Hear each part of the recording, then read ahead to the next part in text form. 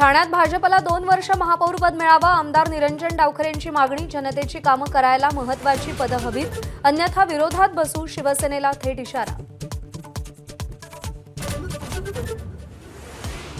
फोडाफोडीचा खेळ भाजप आणि शिंदेंमध्येच होणार, खासदार संजय राऊतांचा दावा.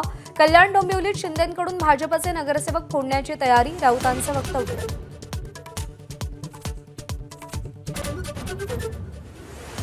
पडद्यामागे भाजपची ठाकरेंच्या शिवसेनेशी चर्चा सुरू असल्याची माहिती. मुंबई महानगरपालिकेतील 2017 सालची भरपाई ठाकरे भाजपला करून देणार का, याकडे लक्ष. तर ही केवळ चर्चा, राऊतांनी वृत्त फेटाळलं. नगरसेवकांची फाटाफूट टाळण्यासाठी एकनाथ शिंदेंची मुंबईत धावाधाव. नवनिर्वाचित नगरसेवकांचा आजच गट स्थापण्याची शक्यता, कायदेशीर प्रक्रिया पूर्ण करणार.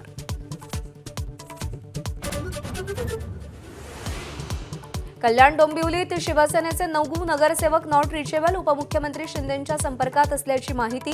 सत्ता स्थापनेसाठी शिंदेंना 9 नगरसेवकांची गरज.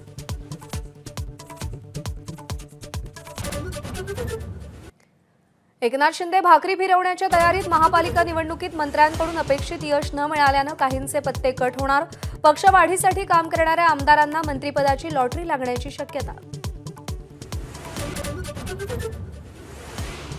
भाजप आमदार संदीप जोशींचा राजकारणातून निवृत्तीचा निर्णय. विधान परिषदेची मुदत संपल्यानंतर थांबणार. भाजप कार्यकर्त्यांना भावनिक पत्र लिहित घोषणा.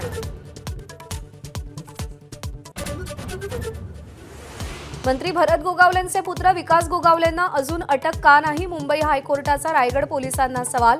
महाडमधील राष्ट्रवादी शिवसेना कार्यकर्त्यांच्या हाणामारी प्रकरणी कोर्टाची विचारणा. संभाजीनगरात मैफिलीत माजी खासदार इम्तियाज जलील यांच्यावर पैसे उधळले. 33 नगरसेवक निवडून आल्याच्या जल्लोषात पैशांची उधळण, नागरिकांकडून संताप व्यक्त. भिवंडीमध्ये कोणार्क विकास आघाडीचे माजी महापौर विलास पाटील यांच्या बंगल्यावर दगडफेक. भाजप आमदार महेश चौगुलेंच्या समर्थकांनी दगडफेक केल्याचा आरोप. परिसरात तणावपूर्ण शांतता.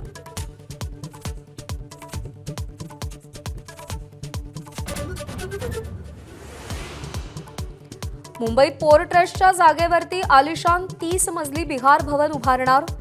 प्रशासकीय मान्यता, मनसेचा कडाडून विरोध.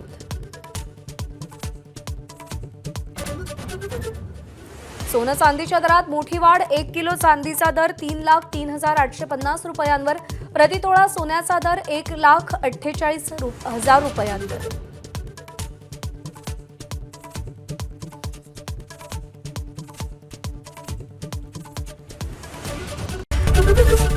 एबीपी माझा, उघडा डोळे बघा नीट.